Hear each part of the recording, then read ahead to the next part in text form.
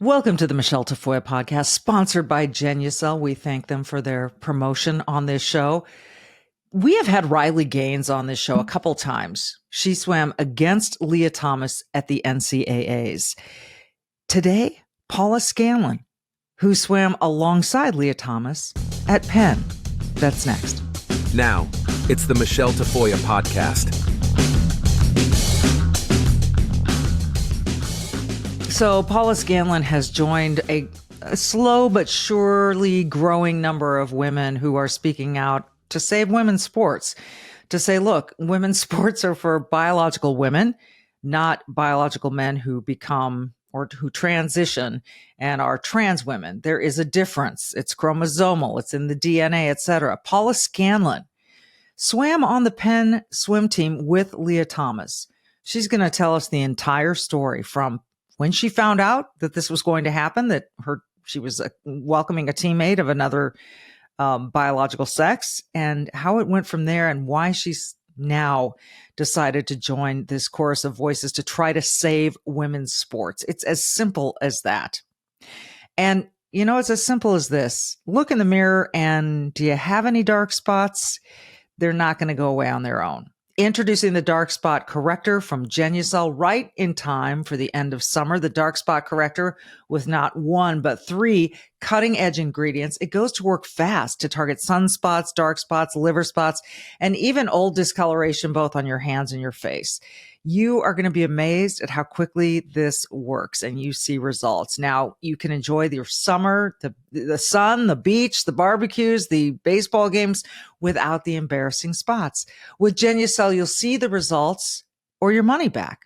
It's as simple as that, no questions asked. So go to Genucel.com right now. Get your dark spot corrector with the new Genucel most popular package, now featuring summer essentials like the best-selling Ultra Retinol Moisturizer, which I love. It's got a powerful retinol alternative, so it's safe to use in the summer sun. Visit Genucel.com/Michele. Remember, it's Michele with one L, Michele, right now for these amazing summer essentials, and save over 70% off Genucel's most popular package. Don't wait. Order Genucel's most popular package now. Free shipping, free returns, and the best luxury skincare you've ever used, all at 70% off. Genucel, it's Genucel.com/Michele. Genucel.com/Michele. All orders will include a mystery luxury gift while supplies last. Genucel.com/Michele. Coming up, Paula Scanlan, former Penn swimmer, shares her experiences of being a teammate with Lia Thomas.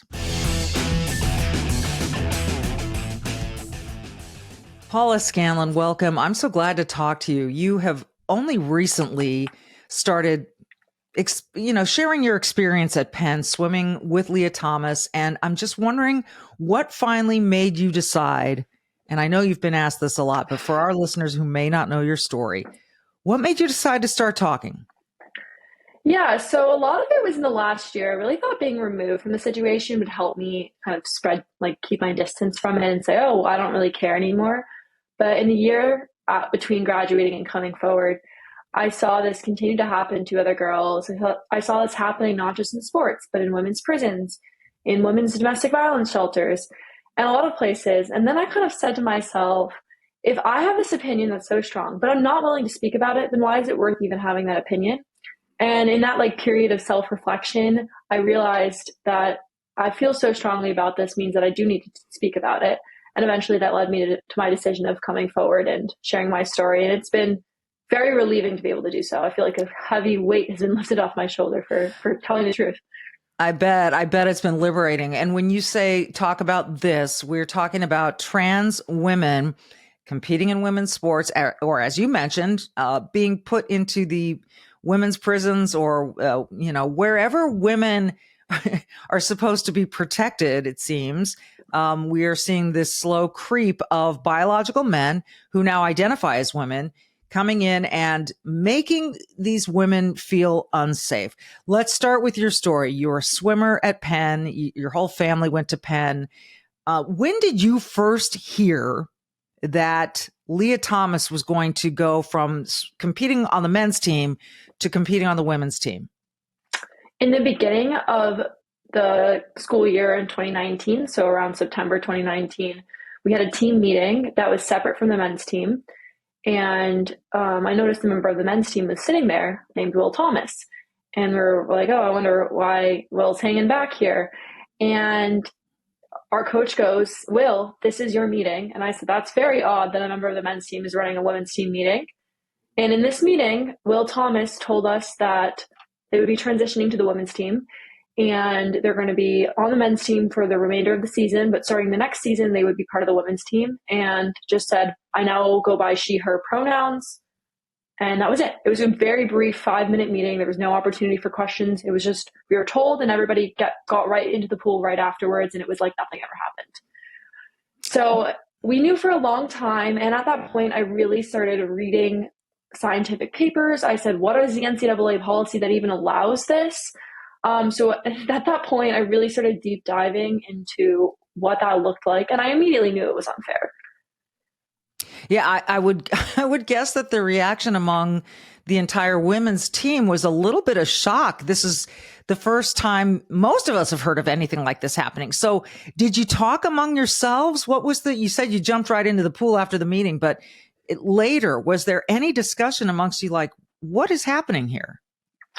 Yeah, one-on-one conversations, there would be girls that were saying, I understand biology and I don't think men, should be able to compete on the women's team. But a lot of it was dismissed because it was like, oh, well, it's still a year away. And then because of COVID, it ended up being 2 years from when we first found out. So a lot of people just dismissed it. I think there's always hope that, that's just not going to happen. And I told a lot of my friends, I had a lot of friends on different sports teams. I was in college Republicans. I had friends in college Republicans, and I would tell them this. And they said, Paula, you're making things up. It's not true. Like, you're just trying to get a kick out of everyone. And I was like, no, I'm pretty sure we're going to be having a member of the men's team switch over to the women's team. But it's one of those things that nobody will believe you until it actually happens. And then once it happens, it's already too late. So, it was a situation where, I wanted to have had conversations about this beforehand. I wanted to try to come to a fair solution. But because people don't believe it till they see it, it was already past the point of no return.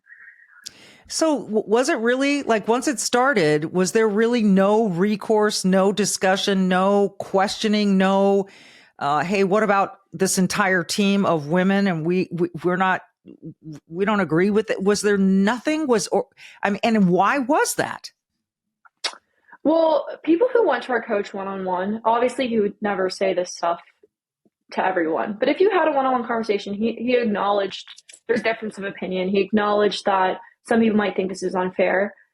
And he just said, basically, I'm here and I allow this to happen. If I ban Lia from the team, they're just going to fire me and bring in a coach that will allow Lia on the team. So it was a situation where it was very much, even if our coach wasn't the one who allowed it to happen, they would have found somebody that would have. And again, it's all the NCAA policy, unfortunately. The policy said a 1 year of transition hormones, whatever that entails. And Lia abided by that rule. That was the rule. They weren't going to make a mid-season change because that in some ways is, in any sport, you can't really change the rules mid-season. It doesn't work that way. So it was, you're following the rules. What can you do? So I do really blame the NCAA for that part because they didn't have an adequate policy to keep fairness in women's sports. And you think, okay, they didn't have a policy probably because they never could have foreseen anything quite like this. So, COVID ends, you go back, you start the next season with Lia on the team. What were some of the issues? What were some of the problems that the rest of the team felt were happening and weren't being addressed? Yeah, so swimming is a limited roster sport. So every single meet that we go to, there's only a certain number of people that can go. And that's the same as on a soccer team, on a field hockey team, on any other sport, right? There's a number of people that can be on the field, a number of people that can be on the bus, a number of people that can be in the pool, whatever it might be. And something that was hard for people was having these limited roster situations where people would be left off the bus. And there's multiple girls that don't get taken on these trips, but thinking, was I the first person who would have been there? Was I the person my spot was taken from? And then the same thing with relays. Only 4 girls can be on the relay. And there's a lot of people who had previously been on Realize that weren't allowed to be anymore because Lia was on the team.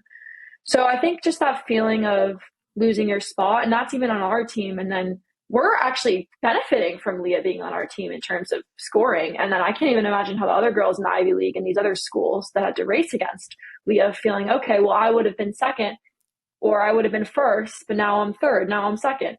So it just affects so many different people. It hurt people on my team. It hurt people on other teams. It hurt people who had to share a locker room with Lia. And that's what people are saying is, oh, this is so small. Why do you care about all these trans athletes or whatever? This one singular person affected an entire team of 35 plus girls and the entire Ivy League and everyone who swam the same events at the NCAA. Right.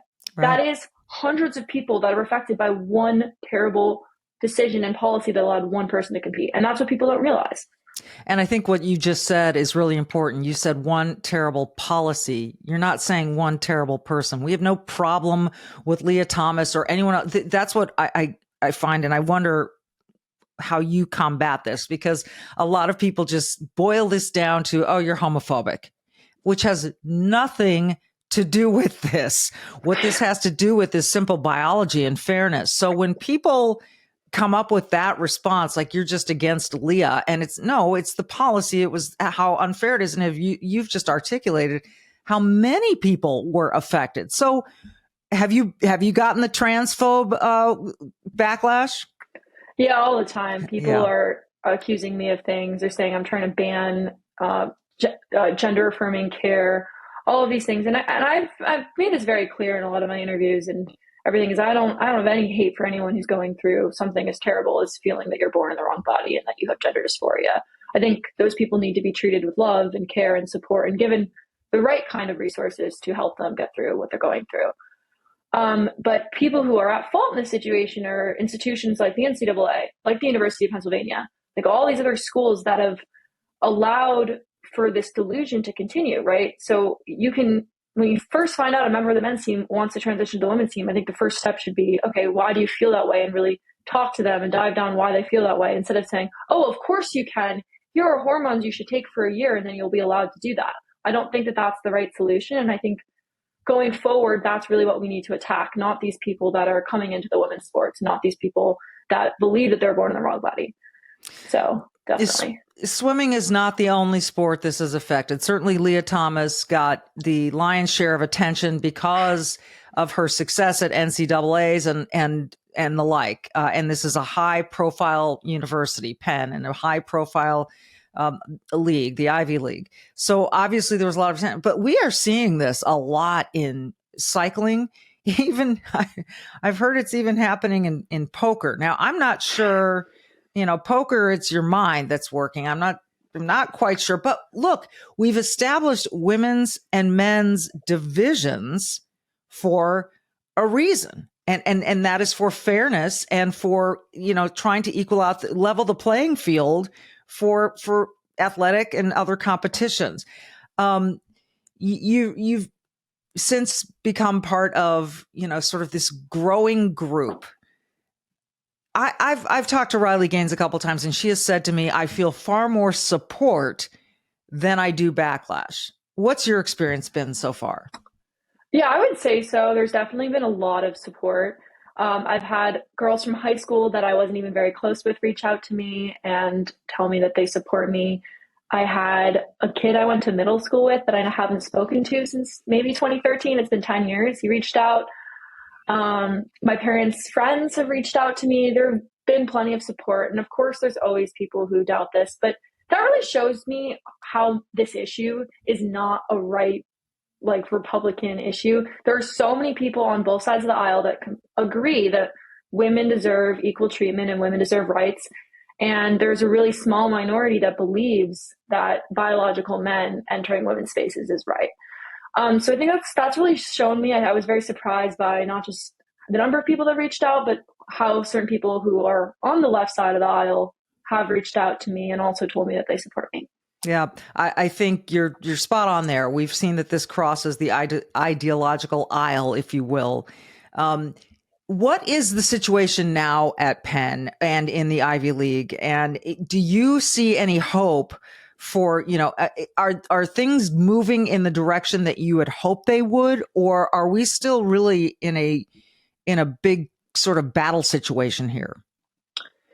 So the NCAA has, what I like to say, punted the problem. They keep, even during the season, they said, oh, well, USA Swimming hasn't made a policy about this. So USA Swimming is the United States swimming body, right? So they make the decisions on, if you swim in the United States and you're a citizen in the US and you swim, you're under USA Swimming jurisdiction in high school and middle school, so on.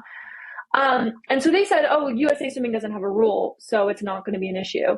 Because it's not our problem. Like USA Swimming says that this is fair. So then USA Swimming actually made a policy during the season, and then NCAA said, oh, well, actually, we're not going to adopt that because it's mid-season. We can't make a change. Right. And the NCAA at this point has said, I'm just going to go with what the governing body of every single sport says. So yes, now swimming has actually fixed this issue, but other sports haven't. And they just said, oh, well, it's up to them.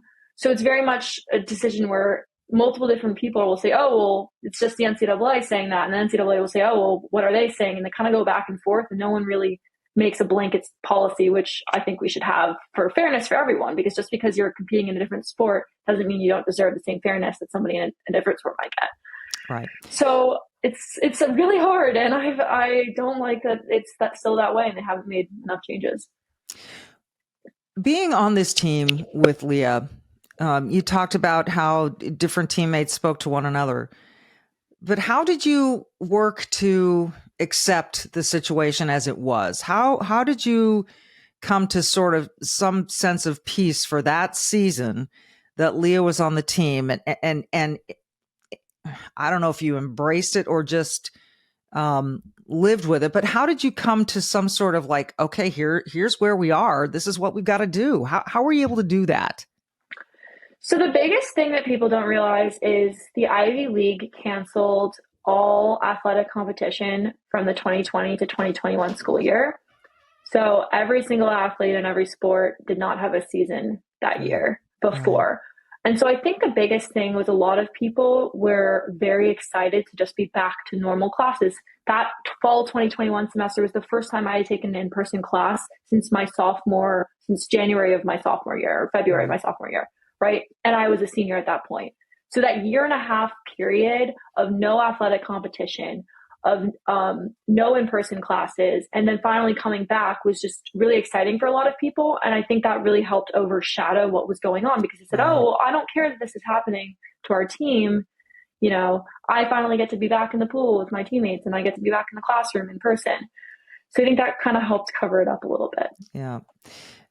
As you look back, what kind of will you remember most about being on this team, which is now it's, this team with Lia Thomas is going to always be remembered for that sort of odd moment. And I hope it is an odd moment, because I hope sports does remember why they came up with Title IX, and this is an anomaly and a one-off. But what will you remember most about it? What I remember most is feeling really isolated and silenced. I think the university did a really effective job of making sure we were not comfortable voicing our opinions. I talked about this on other things, but I wrote an opinion piece for the school newspaper that was retracted within 3 hours of being published, because the university was very set on not having dissenting viewpoints have any platform at all. And I think that for me was what was most surprising, because I knew it was going to be a controversial year, right? Everybody, I think in the back of their mind at least, had some recognition of that. But what freaked me out was that we couldn't talk about what was the right policy. And I think, again, I don't want anyone to be excluded from sport. I think there was many different possible solutions we could have come to as a team or as a group or as the Ivy League even, that would have made the situation fair, but there was no room for discussion. And I think for me, it really, like, my family, right, all went to Penn, and it would take a lot for my parents who loved Penn and encouraged me and my brother to go to Penn, for them to, feel dissatisfied with the treatment I had. But they're very unhappy as alumni. And a lot of alumni have reached out to me, actually. I've received no short of 15 alumni messages saying, I'm not donating anymore because of what they did. Yeah. And I think that shows me that the way they treated us was wrong, and they've had no response. if everything I've said is untrue, then they should have made a statement by now, but they haven't. They just ignore the problem. That's what's so interesting about this. This is not only, it seems to me, an issue of fairness for women, but there's been this free speech element to it as well. That you penned an op-ed to the university newspaper and it got retracted with, I'm guessing, no explanation. No. And that the university has never just really, you said they were very effective about keeping you quiet. How did they do that? Like, was it overt or was it sort of, between the lines? So we had a team meeting where in the meeting they told us we will regret speaking to the media. They told us not to talk to the media. They said, if you speak out, this will follow you for the rest of your life. You're not going to get a job. Everyone will know that you're a transphobe for the rest of your life. This is not the issue. Who was saying this to you? Who was the athletic department came in with a whole panel of people from psychological services, from the LGBT center. There's a few other unnamed people that were there. It was a whole panel. And just, again, it wasn't a direct threat. They weren't saying, we're going to kick you off the team if you speak. They never said that. Of course not. But when you're 20 years old or 21 years old and someone's telling you you're not going to get a job after college if you speak about this, that's really scary. And for me, that was my top priority. And I prioritized the job that I had after college for all of this. Because I said, of course I want to go, use my college degree and work a job. And if I speak out about this, I'm not going to be able to. So how has your post-collegiate career gone? I mean, do you feel like this is following you? You've taken this step to be brave and to join this chorus. And I'm just wondering what the repercussions have been. So I'm actually working on this full time as of very recently. I worked for about a year in the corporate world, sitting at a desk where nobody really knew my name. And now I'm, going and making speeches and doing interviews, working with a lot of different organizations on pushing this forward. I think for now it's the right thing to work on. I really do think something like this needs to have my full attention. And there wasn't any negatives in the workplace. I always thought that you would get fired from your job for speaking about this, but I did not have that experience. My job was very supportive and understood why I needed to leave. I wasn't forced out in any way. Right. And I think that's something I was very surprised about. I really thought I would immediately be fired or something, but I don't think that any company would really ever do that. So that was very nice. You never know. I so. mean, I think someone you'll see in Denver this weekend, Jennifer Say, the former president of Levi's, will tell you that her freedom of speech over COVID was directly responsible, for her being ousted from her spot at Levi's. And I'm hopeful that you get to meet Jennifer this weekend. We're recording this on July, what is today, the 18th. And this weekend in Denver upcoming, here we are in 2023, this big weekend of really interesting speakers, including yourself. And I'm just sort of amazed that we're having this conversation at all. I mean, could you have imagined as a young swimmer, as a little girl, that someday this would be the thing that you'd be, focused on in your life? No, and actually, we would joke about it as kids. We would say, "Oh, how funny would it be if such and such from the boys' team would come swim for the girls' team?" And my coach at the time would say, "You guys are so funny. That's so ridiculous." And we would laugh about it. We'd be like, "Yeah, that would be so insane because they're so much faster." And we joke about that as 13-year-olds, and then as a 21-year-old, it actually became my reality. So. Yeah. I never thought I'd be having this conversation. I never thought there would even be room to talk about this. I didn't even think people would be interested in what I had to say. I never thought that I would be a speaker that people would want to talk to. But it really shows how many people are passionate about this issue and how much of a problem it really is. That is true. And all we're looking for is fairness. All we're looking for is fairness. It's not that tough. Paula Scanlan, I'm really glad you're bringing your voice to this conversation. Good luck to you. I'm going to keep tabs on you as I have with Riley and others.